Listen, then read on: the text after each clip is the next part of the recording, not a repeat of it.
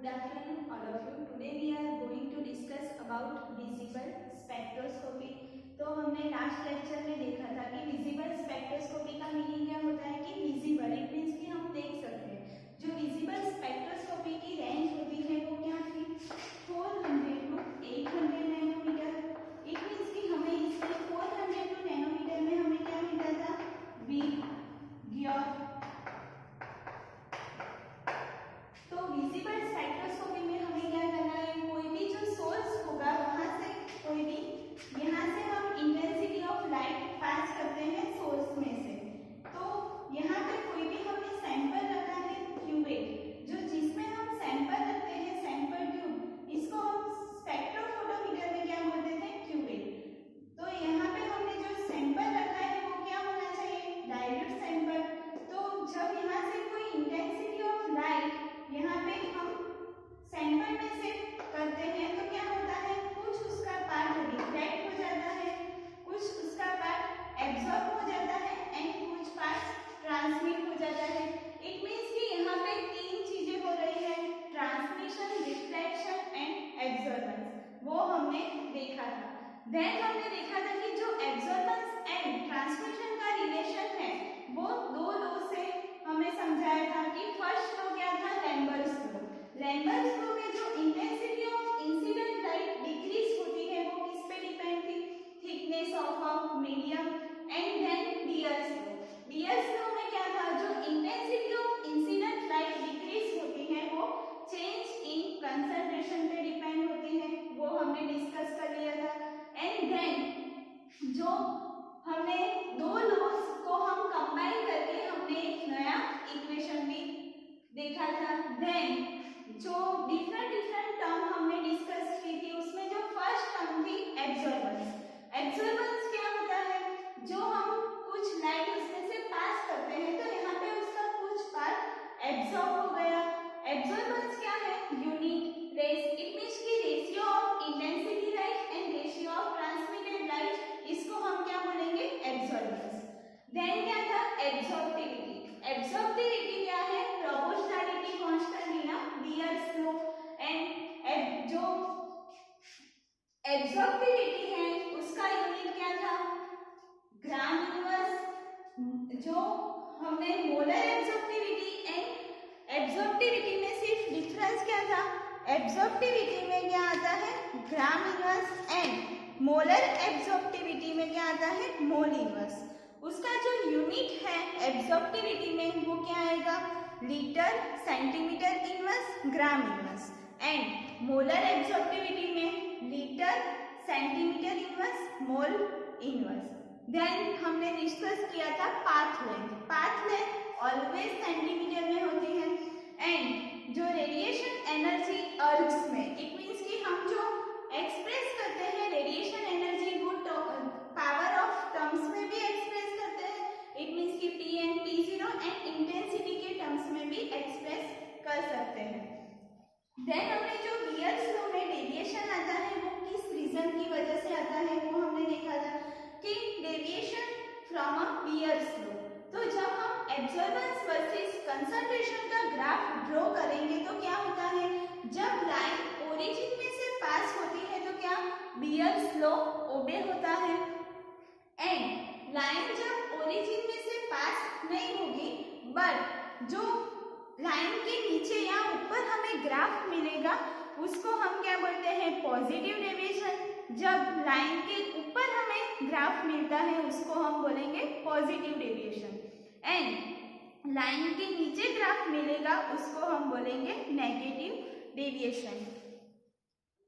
तो ये जो डेविएशन आ रहा है वो दो रीजन की वजह से आएगा, एक है इंस्ट्रूमेंटल डेविएशन एंड सेकंड है केमिकल डेविएशन। तो इंस्ट्रूमेंटल डेविएशन में क्या होता होगा कि इंस्ट्रूमेंट में कोई डिफेक्ट आया है इसकी वजह से हमें डेविएशन मिल रहा है, इसको हम बोलेंगे इंस्ट्रूमेंटल डेविएशन। एंड केमिकल, कोई भी केमिकल चेंज होता होगा इसकी वजह से हमें डेविएशन मिल रहा है, इसको हम बोलेंगे केमिकल डेविएशन। यहाँ पे जो इंस्ट्रूमेंटल डेविएशन है उसका कुछ हमने रीजन देखा था कि इंस्ट्रूमेंटल डेविएशन में किस रीजन की वजह से हमें डिफेक्ट मिल रहा है। तो जब हम इंस्ट्रूमेंट में कोई भी पर्टिकुलर वेवलेंथ हमें मोनोक्रोमेटिक लाइट यूज नहीं करेंगे, इट मीन्स कि monochromatic light properly not working, तब भी क्या आ सकता है, इंस्ट्रूमेंट में डेविएशन आ सकता है। If there is a change in electric current, कोई भी इलेक्ट्रिक करंट में चेंज आएगा इन अ इंस्ट्रूमेंट, तो भी क्या हो सकता है, इंस्ट्रूमेंट में डिफेक्ट हो सकता है। देन डिटेक्टर की जो फ्रीक्वेंसी होती है वो सेंसिटिव हो, मतलब जो उसकी सेंसिटिविटी चेंज हो जाएगी, तब भी इंस्ट्रूमेंट में डिफेक्ट हो सकता है।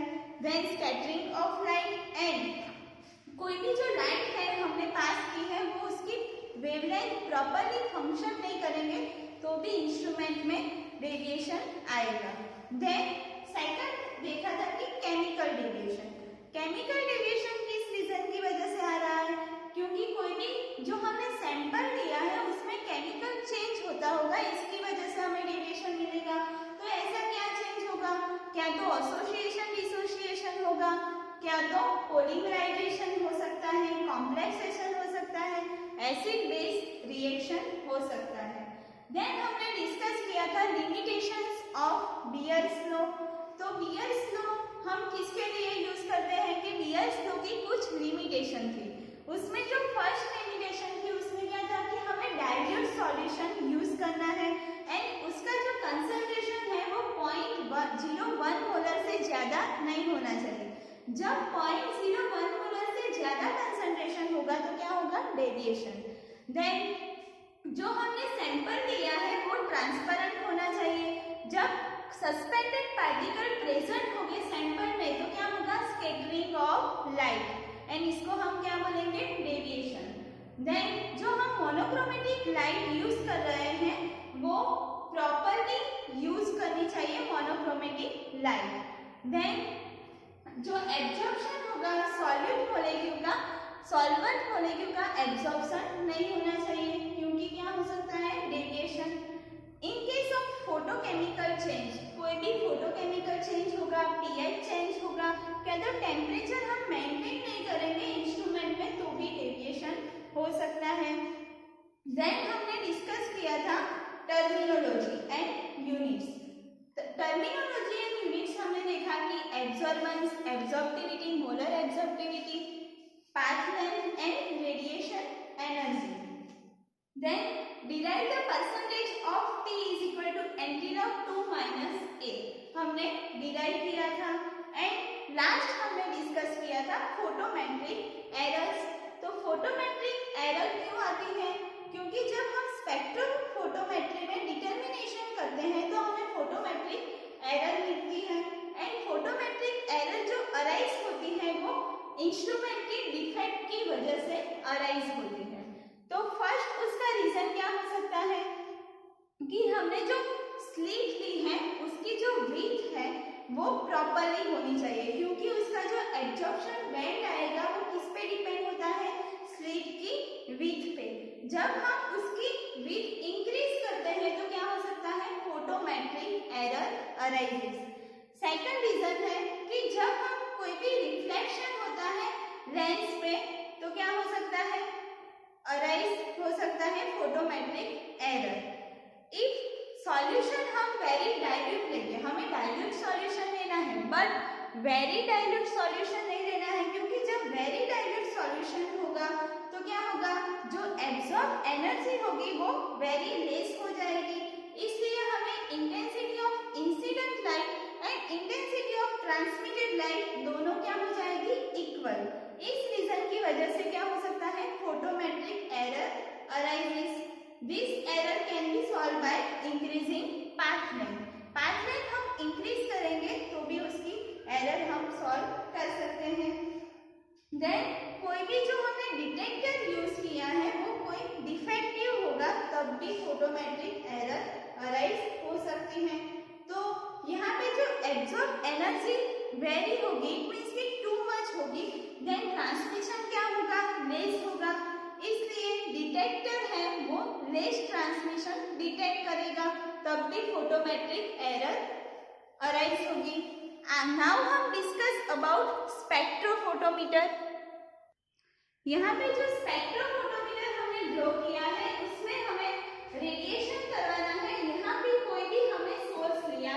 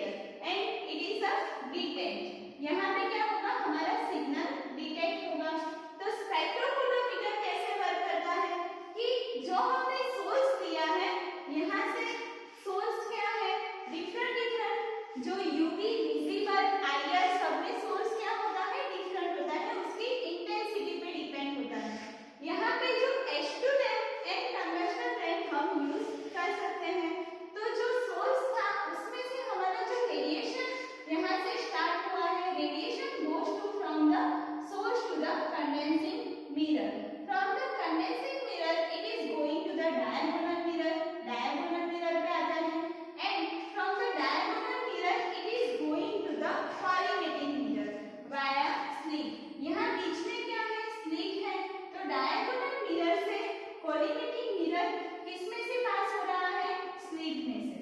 From the collimatic mirror it is going to the prism, यहाँ पे जो प्रिज्म है वहां पे पास होगा।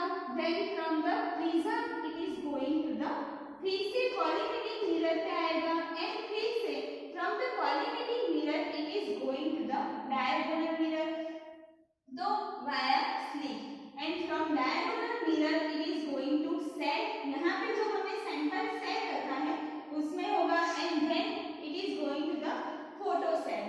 फोटो सेल में क्या डिटेक्ट हो सकता है? Percentage of T, it means कि जितना ट्रांसमिशन हुआ है उतना डिटेक्ट होगा। तो जो ट्रांसमिटेड लाइट होती है वो क्या होती है? Falls on a photo cell.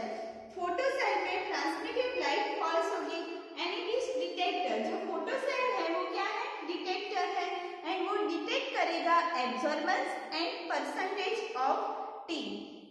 तो जनरली हम स्पेक्ट्रोफोटोमीटर में H2 lamp and tungsten lamp use करते हैं फॉर द सोर्सेस, एंड जो यूवी विजिबल रीजन में हम यूज करते हैं H2 lamp and tungsten lamp. And detector क्या है? यहाँ पे एज अ डिटेक्टर हम यूज करते हैं फोटो सेल। अब हम डिस्कस करते हैं कि स्पेक्ट्रोफोटोमीटर के जो मेन कंपोनेंट्स हैं वो हम डिस्कस करेंगे। तो यहाँ पे जो स्पेक्ट्रोफोटोमीटर के जो मेन जो पार्ट्स होते हैं इसको हम क्या बोलते हैं? कंपोनेंट्स। तो यहाँ पे जो स्पेक्ट्रोफोटोमीटर के मेन 5 कंपोनेंट्स हैं उसमें जो फर्स्ट कंपोनेंट है रेडिएशन सोर्स। तो रेडिएशन सोर्स मींस जिससे हमारा जो स्पेक्ट्रोफोटोमीटर का इंस्ट्रूमेंट वर्क करता है, जहाँ से उसको सोर्स मिलेगा लाइट का, इसको हम क्या बोलते हैं? Radiation source. यहाँ पे जो मोनोक्रोमेटर है वो हम आगे डिस्कस करेंगे। जो सारे जो कंपोनेंट्स हैं वो आगे हम डिस्कस करेंगे डिटेल्स में। Sample cell, sample cell it means कि जिसमें हमने सैंपल जो डाइल्यूट सॉल्यूशन हम लेते हैं उसको हम क्या बोलते हैं? Sample cell. जिसमें हमें जिसका जो सैंपल का एनालिसिस करना है उसमें पुट आउट करते हैं सैंपल सेल में। देन डिटेक्टर, जो हमारा एब्जॉर्बेंस होगा या ट्रांसमिशन होगा वो दोनों डिटेक्ट कर सकता है डिटेक्टर। एंड रिकॉर्डर क्या करेगा? जो डिटेक्टर डिटेक्ट करता है वो रिकॉर्डर क्या करेगा? रिकॉर्ड करेगा एंड हमें सिग्नल दिखाएगा। तो यहाँ पे जो मेन 5 कंपोनेंट हमें याद रखना है, फर्स्ट है रेडिएशन सोर्स, सेकंड है मोनोक्रोमेटर, थर्ड है sample cell, fourth detector and जो 5 है वो रिकॉर्डर। रेडिएशन सोर्स का काम क्या है? सोर्स देना, इट मींस कि हमें सोर्स प्रोवाइड करना है। देन मोनोक्रोमेटर सैंपल सेल का काम क्या है? जो हमें सैंपल एनालिसिस करना है उसका सैंपल सेल में हमें रखना है। देन डिटेक्टर क्या करता है? जितना percentage of absorbance and transmission होगा वो डिटेक्टर डिटेक्ट करेगा। एंड रिकॉर्डर में क्या होता है? जिस सिग्नल डिटेक्ट किया है वो रिकॉर्डर क्या करेगा? रिकॉर्ड करेगा एंड हमें सिग्नल देगा। तो अब हम 1 बाय 1 स्पेक्ट्रोफोटोमीटर के कंपोनेंट्स डिस्कस करते हैं। तो जो सोर्सेस हैं जिसमें से जो इंस्ट्रूमेंट वर्क करता है उसमें डिफरेंट रेडिएशन के लिए डिफरेंट सोर्सेस होते हैं। तो यहाँ पे जो यूवी एंड विजिबल रेडिएशन है इसके लिए सोर्सेस हैं, 3 सोर्स हैं। यहाँ पे फर्स्ट है क्या तो हम टंगस्टन लैंप यूज कर सकते हैं, क्या तो हम hydrogen lamp H2 lamp use कर सकते हैं, क्या तो हम टंगस्टन हाइड्रोजन लैंप यूज कर सकते हैं। ये जो लैंप है उसका नाम हमें आना चाहिए। तो यूवी एंड विजिबल में क्या है? Tungsten lamp, H2 lamp and tungsten hydrogen lamp. Then जो IR रेडिएशन है, IR रेडिएशन में हमें 4 सोर्सेस है। उसमें जो फर्स्ट है नन्स glower,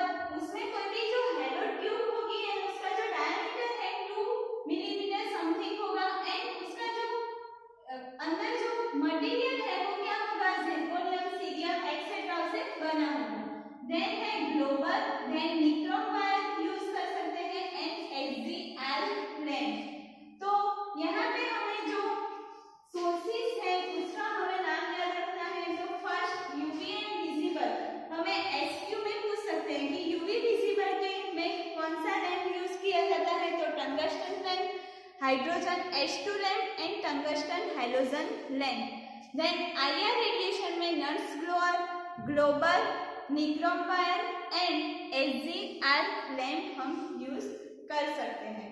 for the visible light tungsten light is useful. तो जो विजिबल लाइट होती है उसमें टंगस्टन जो लैंप वेरी यूजफुल होता है, क्योंकि it gives the constant radiation for the longer time. Long time के लिए वो कांस्टेंट रेडिएशन करता है। For the visible region carbon arc lamp and SGR lamp is used. For the UV radiation means UV radiation के लिए हम क्या use करते हैं, H2 और D2 lamp. And for the IR radiation nurse glower, जो नर्स ग्लोअर है वो क्या है, मैंने बताया कि हैलो ट्यूब होगी, उसकी जो ट्यूब की जो लेंथ होगी वो क्या होगी 30 मिलीमीटर लेंथ एंड उसका डायमीटर कितना होगा 2 मिलीमीटर डायमीटर। तो and it is made up of cerium, zirconium and yttrium oxide. तो नर्स ग्लोअर किससे बना हुआ होता है कि वो एक हैलो ट्यूब है। हैलो ट्यूब का जो लेंथ है वो 30 मिलीमीटर लेंथ है एंड इसका जो डायमीटर है 2 millimetre diameter and it is made of cerium, zirconium and yttrium oxide. Then globar भी हम यूज कर सकते हैं एंड निक्रोम वायर भी हम यूज कर सकते हैं। तो जो सोर्सेस है उसका मेन इंपोर्टेंट हमें लेंथ का नाम याद रखना है। देन हम डिस्कस करते हैं मोनोक्रोमेटर। तो यहाँ पे जो मोनोक्रोमेटर है उसमें हमें जो फिगर दी हुई है उसमें क्या होता है, जो पॉलीक्रोमेटिक रेडिएशन, यहाँ से रेडिएशन स्टार्ट होगा। तो जब हम लाइट पास करते हैं तो रेडिएशन कहाँ जाता है, वाया स्लिट। यहाँ पे क्या है, जो स्लिट है उसको क्या बोलते हैं, एंट्रेंस स्लिट। इट मींस कि यहाँ से रेडिएशन एंटर होता है वाया द स्लिट। देन वो कहाँ पे फोकस करता है, कॉलीमेटिक लेंस। जो कॉलीमेटिक लेंस है उसपे यहाँ पे आएगा। From the collimatic lens it is going to the prism. Prism का काम क्या होता है, रिफ्लेक्ट करता है। एंड जो प्रिज्म एंड ग्रेटिंग, प्रिज्म किससे बना होता है, ग्लास या कोई भी क्वार्ट्ज क्रिस्टल से प्रिज्म बना होता है।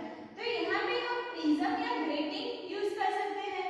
तो प्रिज्म क्या करेगा, जो सिग्नल आया है, रेडिएशन आया है, उसको रिफ्लेक्ट करेगा एंड रिफ्लेक्ट होगा तो वो कहाँ पे जाता है, ऑन द फोकसिंग लेंस। यहाँ पे जो फोकसिंग लेंस है वहां से रेडिएशन वाया स्लिट कहाँ पे, मोनोक्रोमेटिक रेडिएशन करेगा। तो जो स्लिट है उसको हम क्या बोलते हैं, एग्जिट स्लिट। ये क्या है, एग्जिट एंड ये क्या है, एंट्रेंस स्लिट। तो यहाँ पे जो मोनोक्रोमेटर है उसमें हमें जो उसका 5 कंपोनेंट, मेन 5 कंपोनेंट है। फर्स्ट है एंट्रेंस स्लिट, जिसमें से रेडिएशन एंटर होता है उसको हम क्या बोलते हैं, entrance slit. Then entrance slit से कहाँ पे जाता है, कोलीमेटिक लेंस। तो उसका जो सेकंड कंपोनेंट क्या है, कोलीमेटिक लेंस। थर्ड कंपोनेंट प्रिज्म या ग्रेटिंग। प्रिज्म भी हम यूज कर सकते हैं और ग्रेटिंग भी यूज कर सकते हैं। Then focusing lens and fifth है एग्जिट स्लिट। तो यहाँ पे जो मोनोक्रोमेटर है उसका मेन जो 5 कंपोनेंट है उसमें फर्स्ट क्या है, एंट्रेंस स्लिट। हमें 5 कंपोनेंट आना चाहिए। तो एंट्रेंस स्लिट, सेकंड क्या है, कॉलीमेटिक लेंस,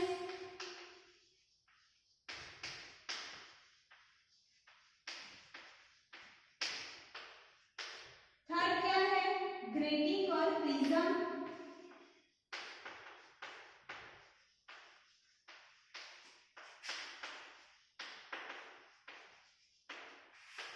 फोर्थ फोकसिंग लेंस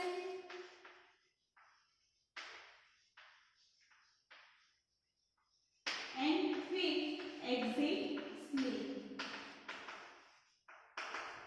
तो यहाँ पे जो कॉलीमेटिक लेंस है उसका काम क्या है, जो बीम आएगा, जो रेडिएशन आएगा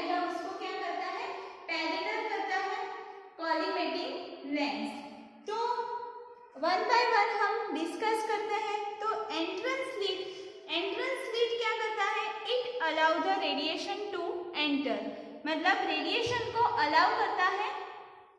एंड देन कोलिमेटिंग लेंस, जो रेडिएशन एंट्रेंस स्लिट में से कहा जाता है कोलिमेटिंग लेंस। तो collimating lens it is used to make the path of a beam parallel. जो बीम है उसको पैरेलल करने के लिए क्या यूज किया जाता है? Collimating lens. Then collimating lens से रेडिएशन कहाँ पे जाता है? प्रिज्म में। तो प्रिज्म क्या है? Prism is a working on a reflection. Prism क्या करता है? रिफ्लेक्शन करता है।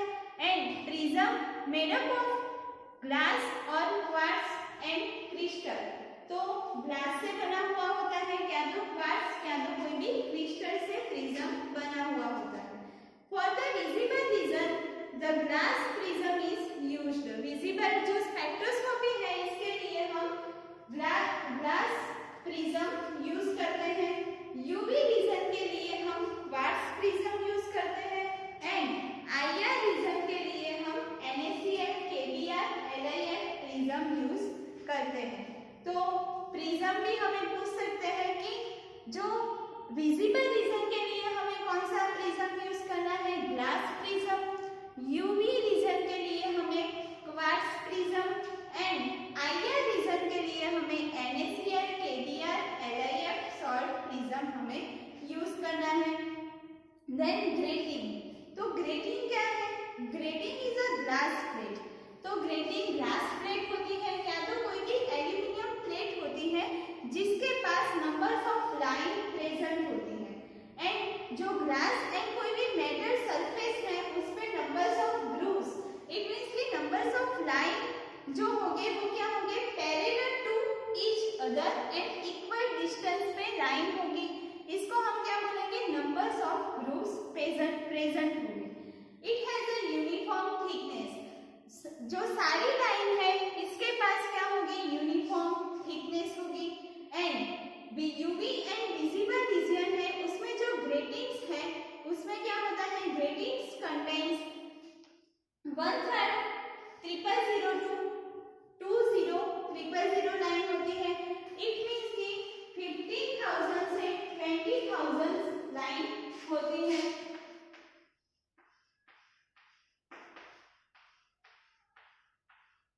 For the UV and visible and IR के लिए numbers of line कितनी होती है? 1500 to 200। तो यहाँ पे जो डिफरेंट लाइन होती है डिफरेंट रीजन में, तो यहाँ पे जो UV and visible रीजन में 15,000 to 20,000 and 1500 to 2000 lines IR region में होती है। तो यहाँ पे जो लाइन होती है वो क्या होती है? पर ईच प्रेजेंट होती है। एंड जो रिजोल्यूशन है, रिजोल्विंग पावर, वो किस पे डिपेंड होता है? Numbers of line present in a grating and numbers of spectra. तो इतना क्लियर हुआ कि फर्स्ट हमें क्या आना चाहिए? Prism and grating. तो प्रिज्म में क्या होता है? प्रिज्म का वर्क क्या है? रिफ्लेक्शन करना। डिफरेंट रीजन में डिफरेंट प्रिज्म यूज किए जाते हैं। एंड प्रिज्म किससे बना हुआ होता है? Quartz, glass material and crystal से बना हुआ होता है। तो यहाँ पे जो हम यूवी में कौन सा प्रिज्म यूज करेंगे? Quartz prism. जो विजिबल रीजन में हम ग्लास प्रिज्म यूज करेंगे। एंड आईआर रीजन में हम NaCl, KBr, LiF प्रिज्म हम यूज करेंगे। Then grating. तो जो ग्रेटिंग है वो ग्लास प्लेट या एल्यूमिनियम प्लेट से बना हुआ होता है। एंड जो एल्यूमिनियम या ग्लास प्लेट होती है उस पे numbers of grooves, numbers of line present होती है। एंड जो नंबर्स ऑफ लाइन प्रेजेंट होगी वो कहाँ पे होगी? Equal distance. सारे के जो इक्वल डिस्टेंस होगा and it has a uniform thickness. सबकी थिकनेस का क्या होगी? यूनिफॉर्म होगी। देन यूवी एंड विजिबल में हम हम यूज कर सकते हैं। उसमें numbers of lines per inch 50,000 to 20,000 present होती है for the UV and visible. And IR में 1,500 से 2,000 लाइंस प्रेजेंट होती है per inch in a IR region. तो जो रिजोल्विंग पावर है, जो रिजोल्यूशन है, वो किस पे डिपेंड होता है? जो नंबर्स ऑफ लाइन प्रेजेंट होती है on the glass, on the metal surface, उस पे उसका रिजोल्यूशन डिपेंड होता है।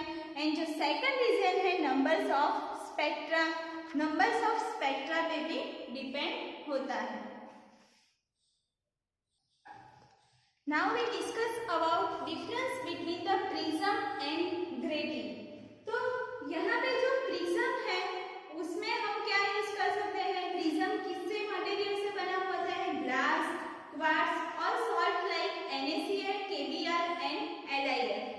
देन जो ग्रेटिंग है वो कोई भी एल्यूमिनियम या ग्लास प्लेट से बना हुआ होता है एंड उसके पास क्या प्रेजेंट होता है? Numbers of grooves, numbers of lines present होती है।